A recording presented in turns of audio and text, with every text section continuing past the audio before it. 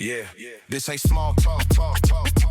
Yeah, this ain't small talk, this real talk. From the streets to successful, struggle to strategy, music, ultra proof, and unapologetic conversation. We talk life, us and healing in the calm behind the glow. No filters, no scripts, just voices that matter. If you move with purpose, think different and live uncut. Ride with us. Hosted by DJ Verrett, aka Mr. Ghost. This ain't just a podcast. Ride with us. And thank you for riding with us. Check us out. This is gonna be on the description. Scan that, share it with a friend. We on all platforms. We on Apple, Spotify. We on Google, and we on YouTube. So how you doing today, G-Thing? I'm doing fabulous. How are you? Man, I'm doing great. Okay, so thank you guys for checking out the first episode. Just an introduction with G-Thing right here. And a lot of y'all gonna be saying like, damn, Geena, like on Martin Lawrence. You dig what I'm saying? She's not only my co-host, she's also my wife, my current wife right now. Oh, your current wife, huh? Yeah, I knew I'd get a rise out of her right there, you know what I'm saying? But yeah, so it's a lot of stuff going on, man. A lot of stuff going on in the world today, and a lot of bullshit, you know, and some good things, some bad things, you know, but the only thing I'm trying to say is like be a good person. That's it. It's very basic. Get a little closer so people can hear you. That's it. It's very basic. You know, you treat every human being with respect until they give you a reason not to. That's it. Yeah, exactly. You know, it's some crazy stuff going on in the world, you know, especially with like religion and people like that, and people using religion as a tool, as a weapon, basically. Which doesn't make much sense, because if you look at any religion that has ever existed, teaches you about loving your neighbor. Bingo. About treating others how you would want to be treated, whatever religion it is you follow. Yeah. You cannot use religion to hide under horrific, inhumane treatments. Like you just can't. Yeah. What trips me out is so-called Christian nationals, right? They talking about Christian nationals. And it's like, they ain't doing shit that's Christ-like. Nothing. And as a matter of fact, I've had this conversation with a lot of people, because I think that if Jesus himself came down tomorrow, all these people that claim to be Christians would be the very people that get ostracized by Jesus himself. Yeah, you know, he would stone. I think he would stone them. I believe so. You know, it's one thing when I was in the penitentiary. You know, we got all kind of people in the penitentiary. You know, when I was in this place called USP Florence in Colorado, I was locked up with some of the cats that tried to attempt to blow up the World Trade in '92, but it didn't go off, right? And I would go to service just to get out of work early. You dig what I'm saying? So when they ask me, do I want to be a part of the group? I'm like, nah, I'm cool. You know what I'm saying? But the younger one, he was like, man, you know, he was like, Ghost, they lied to me, dog. They lied to me. You know, I said, what you mean they lied to you? He said, I was selected to come to the United States and on a student visa, but I was radicalized when he was out there. They treated him like a king for a year. But if he refused to go execute this plan, his family couldn't buy, sell, or trade. So they held his family hostage. The future, yeah. Which is real talk. And unfortunately, that happens in most of the world. Yeah. That's what happens. Yeah. You know, a lot of these situations, you know, you here comes the sociologist in me. You have to not only apply the person's circumstances, the environment they grew up in, but also the forces that were around them. In this case, radicalization, right? Especially at that time. We're talking, you know, early 90s, right? Yes. So the radicalization that was going on at that time, that's what they do. They go after vulnerable kids, vulnerable poor kids, so that they can hold them hostage, tell them, you know what, do this, or we're just going to kill your family, your sisters, your mothers, your fathers, all of them. Matter of fact, we'll take out your aunties and uncles too. Yeah, see, the crazy thing about it was because we smoked bud together, you know what I'm saying, in the penitentiary and stuff like that, when I, you know, started talking to him. And he was telling me, he was like, I learned everything wrong about my religion. So when he was in prison, he started to go back to the true roots of Islam. And he showed me the last sermon of Prophet Muhammad. And it said during a time of war, you can't even cut down a tree or harm the man in the field. I was like, wow. Yeah. So I think it's cowardly for anybody on this planet to hide behind religion for acts they commit against humanity. So that's the same thing like these Christian nationals talk about is using the Bible and as a weapon to pick what they need or interpret what they think they need. You know what I'm saying? Whatever fits what they want to hear. Exactly. So when somebody says, I'm going to use this example, saying, DJ, you ain't, saying something poorly about me or about you, right? And then what I've noticed that they've been doing is saying that, oh, you taking that out of context. I said, you just called me a bitch ass motherfucker. How am I supposed to take that out of content? You know what I'm saying? Yeah. Like that youngster named Charlie, what's his name, Clark or Clark or whatever his name is? Charlie Kirk. The youngster who got shot and killed. And people were saying that, oh, he didn't say that. I'm like, the man just actually said this. And people would say, oh, you taking that out of context. Like when he says that black people and Latino people are inferior to European Americans, that's what that man believed in, right? But now you're saying, I'm taking that out of context. What kind of shit is that? What you think about that? Oh my gosh, that's a loaded question. That is a very loaded question. First of all, your words cannot be taken out of context when you type them. Yes. You have, when you type something, when you post something, you have the time to think about what you're writing. You have the time to think about your grammar, what you're saying, how it's perceived, who's going to hear it, who's going to see it. So when somebody writes something or posts something and then says it was taken out of context, you can't hide behind that. You can't hide behind that. So to say that he didn't say that, he did say that. It's right here. Yeah, we can see that he said that. Not only can we see that he said it by his posts, but we can see what he said by his interviews. Yeah. How he was coming across. Yeah. It was obvious. He wanted everyone to see and know what he was saying. Yeah, exactly. So there's no context to be taken out of. Exactly. It was clear and simple. It was clear. It was very, very clear, and it was sad. I think one of my catchphrases is "Ain't nothing wrong with being a copycat as long as you copy the right cat," and I think that youngster copied the wrong cats, and those wrong cats put that stuff in his head, and he put it out into the universe, and that got him killed. Well, and that's so damn sad. Nobody should be murdered. Nobody should be murdered for what they think, period. But you have to be responsible about what you say. Especially when you have a platform that big. Exactly. And I think the sad part is when I think about people like Charlie Kirk, the real issue is ignorance. That's the real issue. Yeah. Because if you don't grow up around people that are different, cultures that are different, if you don't grow up learning to appreciate everything that's around you because it's different. If you grow up thinking that something's bad because it's not the same, that's sad. It's sad. It's a damn shame. And so I almost feel like, Charlie Kirk represents a whole demographic of Americans that we have in our country right now. And this demographic is I think it's representational of ignorance. These are people that are simply afraid of anything that's not like them. Yes. That doesn't look like them, speak like them, act like them. And they feel threatened. Yeah. Now, why would you feel threatened? You feel threatened when you don't understand something, right? And so that already lets me know that simply what happened is you weren't exposed to anything else. Yeah, exactly. One of the other crazy things is I think one of them politicians said about, Kamala Harris, right? And said if Kamala Harris gets elected into the White House as the president, that the kitchen will smell like curry, right? But J.D. Vance's wife is Indian.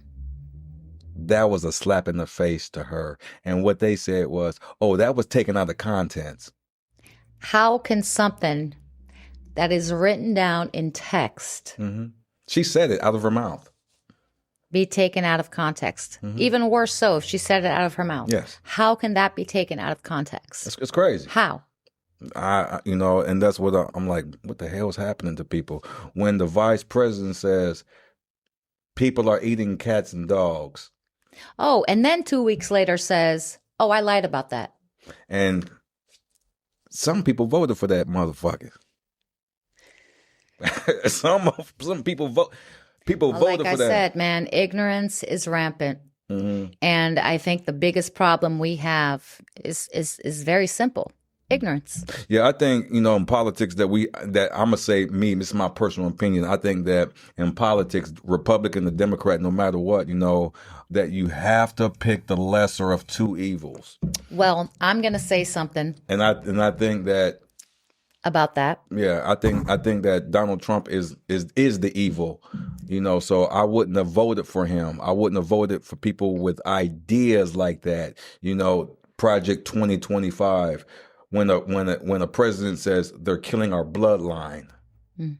Oh, and let's not forget from the Latino wife, the Latinos are coming here to ruin our bloodline, and they have murder DNA. Apparently, I have murder DNA in me. I don't even know what that means. What does that mean? I don't know. Yeah, that's some crazy shit right there, and deport everybody. Now, it's funny that when the president says that and all of his wives are immigrants, all of his wives, every last one of them was an immigrant woman who migrated to the country. But they're European immigrants. Yeah, babe. but those European immigrants that married him came to America with a goal, which was to marry a wealthy European American, and they did. But getting back to the Latino part, it's a rich culture. It's American culture, and I want to talk about this youngster. His name is Bad Bunny, and I don't know if y'all watched. I watched the Super Bowl party. I didn't watch what's that other one they had with Kid Rock? Fuck Kid Rock, Kid Pebbles. I'm gonna call him Kid Pebbles, Kid Sand Pebbles, Sand Rocks. Kid Dirt Rock, you know what I'm saying? Kid Dirt. I like Kid Dirt. I like Kid Dirt. Kid Dirt Rock, But I watched the Super Bowl, man, and the Super Bowl halftime show. And I knew who Bad Bunny was, but I have so much respect for that artist and what he did with his platform, because as a black man, in America, when he came out through them sugarcane fields, look, that shit put chills on me. When he came out the sugarcane fields, it just wasn't Latinos. It was my ancestors, G. It was my ancestors. Well, again, going back to the ignorance thing, I think a lot of people don't realize, and ignorance is not a bad word, by the way. It simply means you don't know what you don't know. Yeah. Right? Yeah. And I think that a lot of Americans don't realize that the Latino culture is what it is because of the Afro influence, Yes, right? Yes. And so all of them have all these countries have their own unique cultures because of that mix. Of the Afro culture, the indigenous culture, and the European culture, right? Yeah. And so what Bad Bunny has done is he's been able to not only put that all together, but remind us that we are all America, and this whole entire continent, North and South, the influences are all there. We already have all those influences here. Yeah, can I say one thing real quick? In the Latino culture, there's only one group of Latinos that don't speak Spanish, and those are Brazilians. That's right. That's a whole nother lesson right there. Yeah. But yes, and they've now changed it from Hispanic Heritage Month to Latino Heritage Month. Yeah. And it was actually our kids, our 12-year-old daughters that schooled me on this and said, it's no longer Hispanic Heritage Month. It's Latino Heritage Month. And when I asked them why, they said, well, because the largest country in Latin America by far doesn't even speak Spanish. They speak Portuguese. Falo en português. Which is Brazil. So, and for the longest time, like growing up, that was a big thing for me because Hispanics were always recognized, but we were always getting left out. Meanwhile, we're big. We take up more space and more of the population. There are more people that speak Portuguese on this planet than there are people that speak Spanish. Think about that. Yeah, I know. There are more people on this planet that speak Portuguese than speak Spanish. Yeah. But, Bad Bunny talked about all that. So, all of it. So when he was coming through the sugarcane fields, exactly. Walk us through briefly, bullet point each one of them. Okay. So coming out the sugarcane fields already means a lot to every Latino on this planet because all of us know the history of the whole reason why we were colonized is because Europeans had never seen sugar before. Yes. And when they came over here and saw sugar and tasted sugar, they went crazy. Oh, we got to have this. Like a crackhead. Oh, we got to take this. Europeans became crackheads on sugar, basically. Sugar. Yeah. Exactly. And so myself, having uncles that were sugarcane farmers that to this day still have their sugarcane farm there. Right? So to me, that was a big deal. Black folks working on there? Latinos, baby, we come in all shades. I just want to let them know. And that's the other thing. Latinos come in all shades, baby. I know. All shades. I'm talking about working on the plantation field for free. Oh, yeah. All shades did that too. Yeah. And so that meant a lot to me. And I think every Latino resonated with that. And then you go through the whole, the scenario of that neighborhood market, that neighborhood nail shop, that neighborhood lady that has had her little Caribbean social club there for 60 years that they're trying to get rid of. And every year the whole community comes out and fights with her. And oh, and by the way, I should mention that the show was called Rhythms of Resilience, which is exactly what he was trying to portray. All of this culture, all of this richness comes from resilience. It comes from the struggle. It comes from neighborhoods having blackouts at night and being out on the street on their stoops talking and chatting and getting to know each other and coming together. You see that in Latin American countries. Yes. A lot. And then after he passes that, he goes into, and a lot of people didn't understand this part, when he was climbing up the telephone poles, right? And so a lot of people don't realize also that a power grid is not, it is a very, how do you say it? Is a very fragile ecosystem, I should say. Here, we're used to an electric grid that works, right? Yeah. Most of the time it works. Seriously, 99.9% of the time it works. It does. Now imagine if your normal life every day meant right now the lights could work. A second from now, they don't work. You could be watching your favorite novella. All of a sudden, it goes out, and that's your normal, normal part of daily life. So that's basically what he was doing. He was showing the differences and the struggles in Puerto Rico and also in the Latino country. That's basically what you're telling us right now. He was showing that, yes. And there were a lot of people, by the way, that died trying to get that electricity back on after that hurricane in Puerto Rico. Yeah, so he was basically highlighting a lot of stuff. Workers. Yeah, workers. And how did he end the show? He ended the show with a football that said, "We are all America." Now, my husband has experienced this when we go down to Brazil and he says he's American and they correct him. You're North American. No, I've been correcting them because they educated me, because Amerigo Vespucci, he never came here. He went down, right? So basically what I'm talking about is America is North America, Central America, and South America. The United States of America, that's why they call people from the United States Americans. Right, but that name was stolen. Yeah. It's a Spanish name. It's Spanish, Amerigo Vespucci, but let me tell you something. Canada is in North America. They don't call Canadians Americans. They call them Canadians, right? They're North American. So when I correct people about that, about Central America, South America, and it's very important, but the United States has kind of dominated the name America or American. You see what I'm saying? So I'm just dude from North America who I live in the United States. You dig what I'm saying? So that's it. You know how when we watch the news down there and they talk about what's going on here, they always say North America. They always say North America, you know, so it's something different, you know, or they might specify the United States. But let's talk about some other stuff now, you know, with this. We live in Los Angeles, California, and, you know, sometimes I think the news should be rated R, or, you know, rated R with extreme violence, especially with with ICE.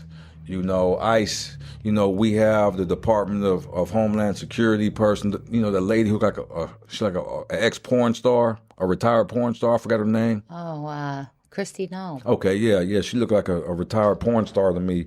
But what I'm talking about is what she's allowed them to do is to snatch people off the streets, and she's talking about people with criminal backgrounds.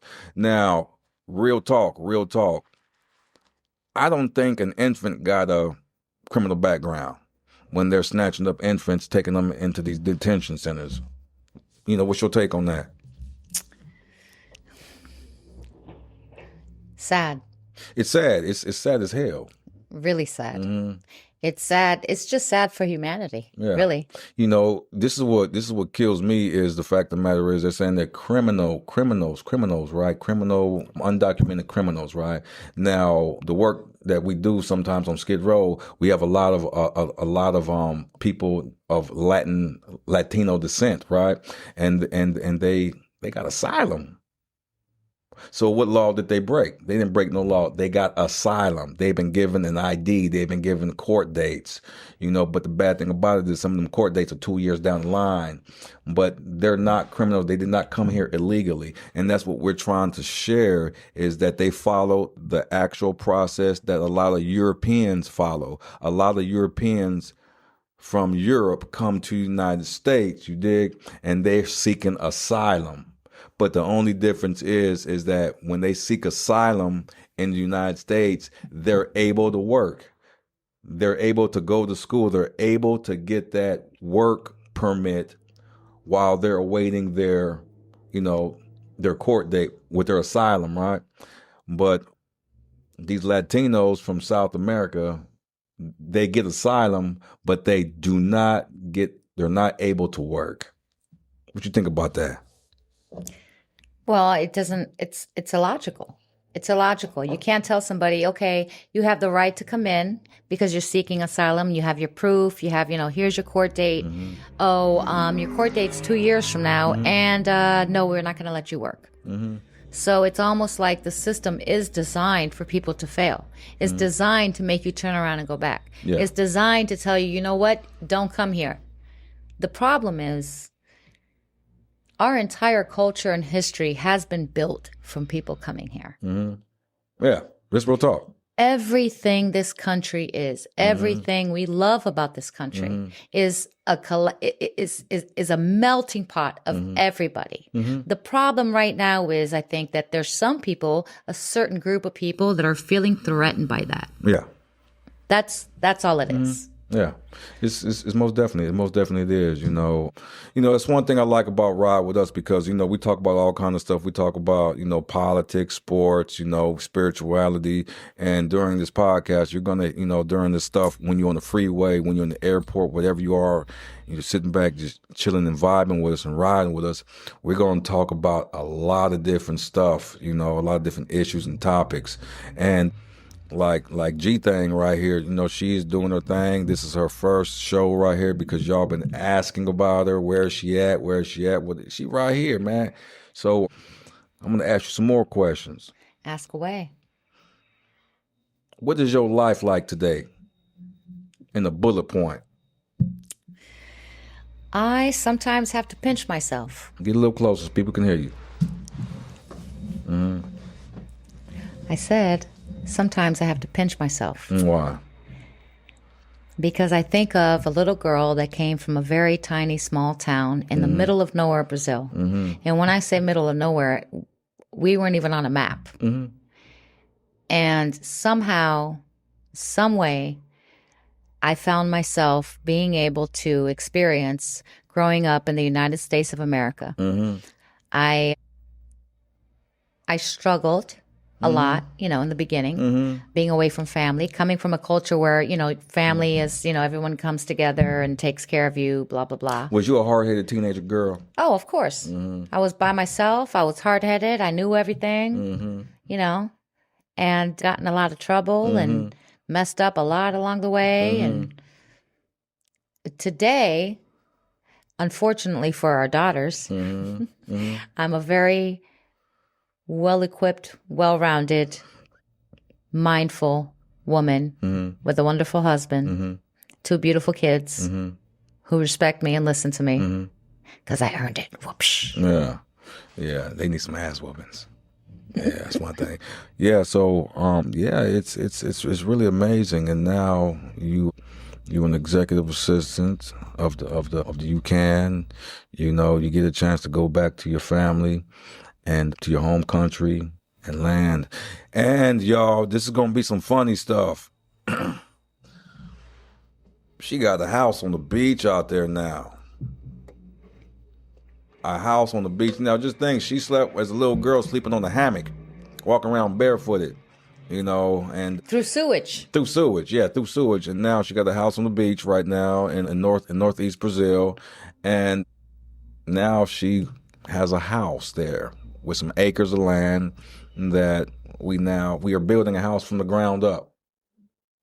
A house from the ground up, red dirt. Look like Africa, y'all. Look like Africa for real. You know what I'm saying? And so today, it's a lot of good stuff, man. So what do you want to tell women about marriage? Because I know we're going to get some questions about women roles and marriage. You know what I'm saying? Because I didn't have a father. You didn't have a father. So it's, my thing was, I had to learn from men how to be a man. I had to learn from married men how to be... From the right cats. From the right cats. I had to learn how to be a married man from a married man. Who do you go to? Well, another loaded question for every little girl. Stay close to the microphone. Another loaded question for every little girl that grew up without a dad. Go ahead.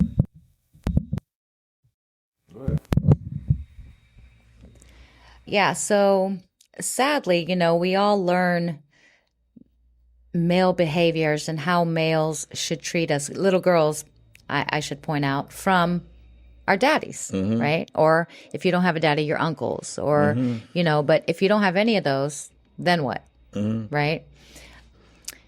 And I think as far as the sanctity of marriage, the union of marriage, it's very difficult, especially since, these days it's normal for most kids to grow up in a divorced household, right? It is. That's more normal than not. And so there are a lot of little girls growing up without daddies. And that makes it very difficult to distinguish what a good man is from a bad man, how you should be treated, how you shouldn't be treated. But as I've gotten older, I've realized that marriage is really just about what works for those two people. Yeah. There's no rule book. There's no, you should be like this, you should be like that. I think as long as both people are comfortable with whatever arrangement it is they have, that's what works for you. That's right. It's a good thing. I don't think there's no rule book to it, as long as you keep it 100 and be open. And it's a learning process. I think it's a learning process. It's a trial and error thing. And never let a man. Women, don't never let a man put his hands on you. Oh yeah, hell no. Sorry, can I say that? Hell no. Hell yeah, you can say that. Hell no. Yeah. But the other thing also is that I will say, and I did hear this a lot growing up from older couples that had stayed together a long time. And you know how you ask older couples, like, oh, what's your secret, blah, blah, blah. And it was always the same thing. And I'm starting to realize that you just have to be with your best friend. That's it. Yeah. That whole romance stuff comes in and out, the whole lovey-dovey shit, the whole stuff. You can cuss on here. All that goes in and out.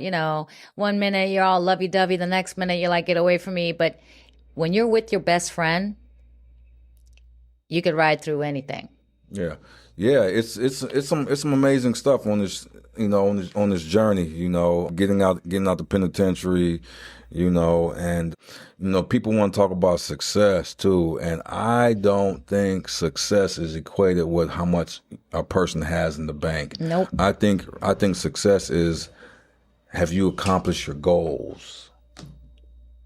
It's accomplishing my goals, and I've accomplished a lot, and I'm still hungry. I still stay on the grind, and I'm still riding. So success. Yeah, that's a good one, because I can't tell you how many times I've said to somebody, some of the happiest people I have ever met or seen in my life ain't got shoes on their feet, but they have what's important.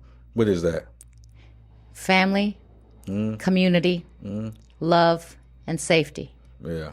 That's all any human being needs. Yeah. Ain't nothing wrong with that. And That's success. I totally agree with that. But I like to eat more. I like to have variety and options today. You know what I'm saying? But yeah, that's what it's about. It's about success. It's accomplishing the goals that that I set out to go and to complete, and I am trying to be that point of reference for our children to be able to accomplish something, their goals, so they can build upon each goal and grow into strong, spiritual, cultured, women, because that's what we're raising. We're raising Black women, with diverse backgrounds, you know what I'm saying? And again, with this politics stuff, it's insane. I watch it only just to stay informed of what's going on, but it's not going to stop me from helping the people that need help, because their palms are up. That means I need help. My palms are down. And we've been doing this together for about 3 years now, with our business that we're blessed to do and provide for the family and the community. And that's about it for me, man. So since today is your she got put on today, y'all. So she got quoted in today. So leave your listeners with something that they want to come back and listen to. One love, y'all. One love. That's it. One love. Hey, my name is DJ Geena. And thank y'all for riding with us. Like I said again, check us out on YouTube. Check us out on Apple, Spotify, the Google Podcast. Leave a comment. Tell us what you think. And please give Geena a big shout out when you see this on YouTube. My name is DJ. We straight talk. It's real talk. Thank you for riding with us. Peace. That's today's episode. Appreciate you riding. Thanks for listening.